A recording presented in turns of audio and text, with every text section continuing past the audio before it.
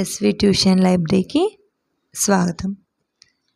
ఈరోజు 1 ఆగస్ట్ 2024 తెలంగాణ ఎస్జిటిలో అడిగిన ప్రశ్నల సరళిని పరిశీలిస్తాం.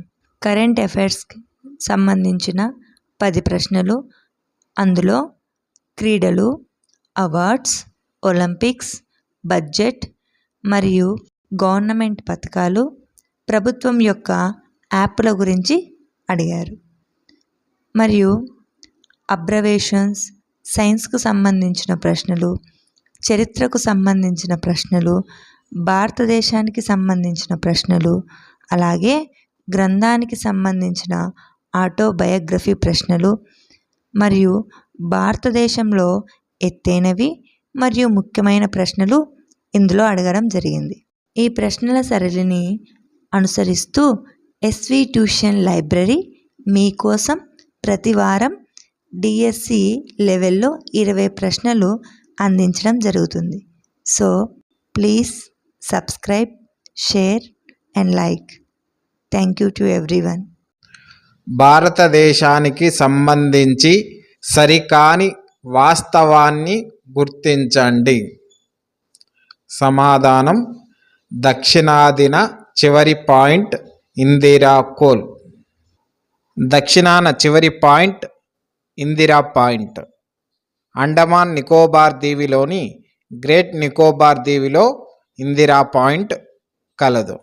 గతంలో దీనిని పిగ్మాలియన్ పాయింట్ లేదా పార్సన్స్ పాయింట్ అని పిలిచేవారు. ఇందిరా కోల్ లేదా ఇందిరా కాల్ చైనా నియంత్రణలో ఉన్న ట్రాన్స్ కారాకోరా ట్రాక్ట్ల మధ్య సరిహద్దులో ఉంది. ఇది భారతదేశం, పాకిస్తాన్, చైనాల ట్రై పాయింట్కి దగ్గరగా ఉంది. ఉత్తరం నుండి దక్షిణానికి విస్తరణ 3214 కిలోమీటర్లు. సరైన సమాధానం కరెక్ట్. పరిమాణం పరంగా ప్రపంచ ర్యాంకు 7 కరెక్ట్. విస్తీర్ణ పరంగా భారతదేశం ప్రపంచ దేశాలలో 7వ స్థానం. గల్ఫ్ ఆఫ్ మన్నార్ భారతదేశాన్ని శ్రీలంక నుండి వేరు చేస్తుంది. ఫస్ట్ 3 ఆప్షన్స్ సరైనవే. సరికానిది 4వది. దక్షిణాన చివరి పాయింట్ అనేది ఇందిరా కోల్ అన్నది సరికాని సమాధానం.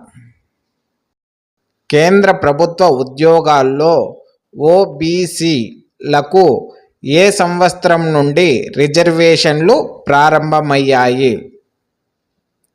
సమాధానం 1992.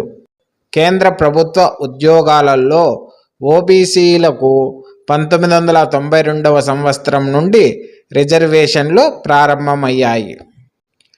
మార్చి 2024లో జరిగిన 96వ అకాడమీ అవార్డ్స్లో ఎమ్మా స్టోన్ ఈ సినిమాలోని ఆమె పాత్రకు ఉత్తమ నటి అవార్డు గెలుచుకుంది. సమాధానం poor things. Waiting for a visa అనేది వీరు రాసిన ఆత్మకథా డాక్యుమెంట్. సమాధానం బిఆర్ అంబేద్కర్. ఎంకే గాంధీ గారి యొక్క ఆత్మకథ the story of my experiments with truth.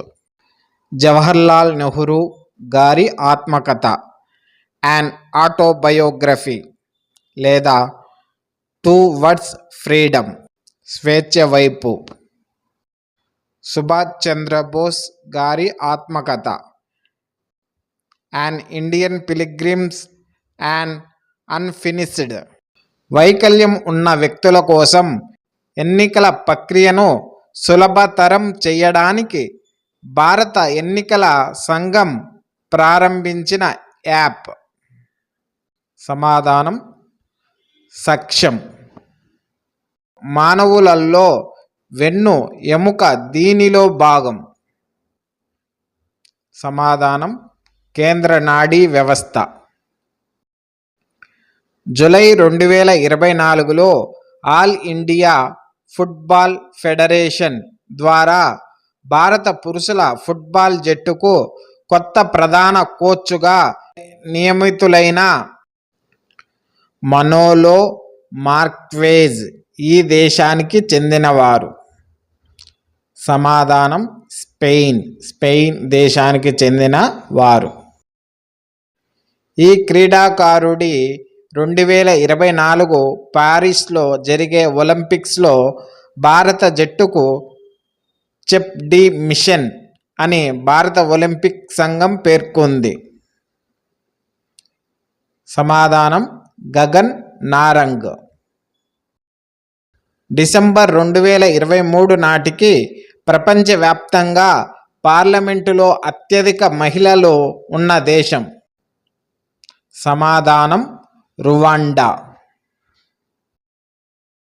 Union budget 2024లో రద్దు చేయబడిన ఏంజెల్ పన్ను దీనిపై పెట్టుబడి పెట్టిన డబ్బుపై పన్నుకు సంబంధించినది?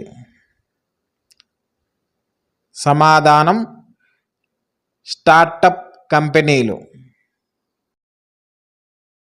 క్యాప్చాలు వీరి మధ్య తేడాను గుర్తించడానికి ఉపయోగించే సాధనాలు? సమాధానం నిజమైన వినియోగదారులు మరియు స్వయంచాలక వినియోగదారులు.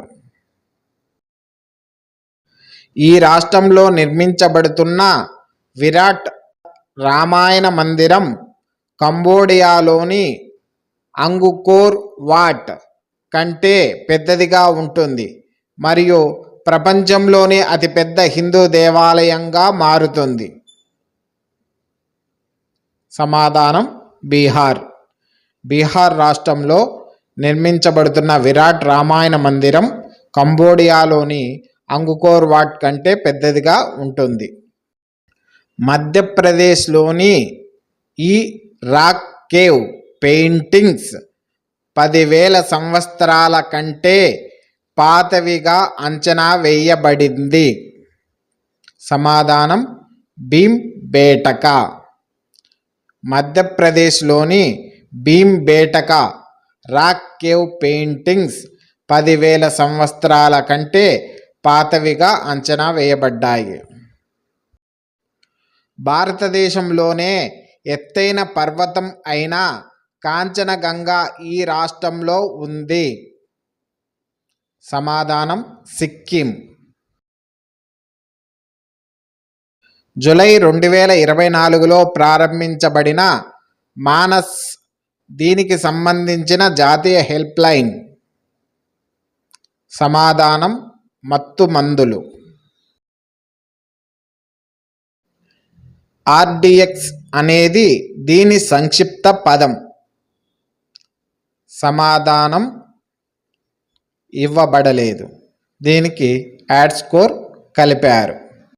ఆర్డిఎక్స్ అనగా రాయల్ డిమోలిషన్ ఎక్స్ప్లోసివ్.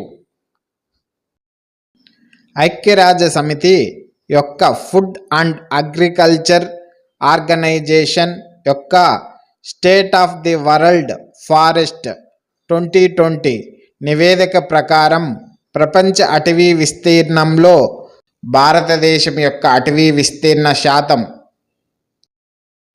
సమాధానం 2%.